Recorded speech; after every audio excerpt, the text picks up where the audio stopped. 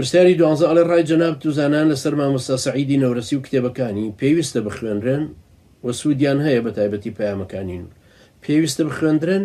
نا، پێویست نییە. طبعاً شێخی نەورەسی ڕەحمەتی خوای لێبێ هەر زانایەکی تر وەکو پێویست کە بخوێنرێ بەڕاستی ئەوانە پێویستن کە حکمی شەرع پێویستی کردوون لە عەقیدە و لە عیبادات و لە ئەحکام و لە تەفسیر و لەوانەی تر کە ئیمام شافعی ڕەحمەتی خوای لێبێ هەروەها خەتیبی بەغدادی و ئیمامی غەزالی و ئیمامی نەوەوی و ئیبن عەبدولبەر و ئەوانە هەموو کە لەسەری دواون علمی فەرزی عینی چییە و علمی فەرزی کیفایی چییە کە ئەوانە ئەگەر ئەوانە نەبن ئەمە بەس ناڵین پێویستە بخوێندرێتەوە. بەڵام بە تەئکید پەیامەکانی نور هەر کامێک لە پەیامەکانی نور بخوێنیتەوە ئیستیفادەی لێ ئەکەیت و نەورەسی ڕەحمەتی خوای لێبێ چەکە لەو حالمە بە ڕێزانەی ئومەتێکی پەروەردە کرد لە زمانی خۆیانوە لە دوای خۆشی بە کتێبەکانی ڕەحمەتی خوای لێبێ و من بۆ خۆشم لە کتێبەکانی لە مانجزەی قورئان و لەوانەی تریشی ئیستیفادەی زۆرم لێ کردو.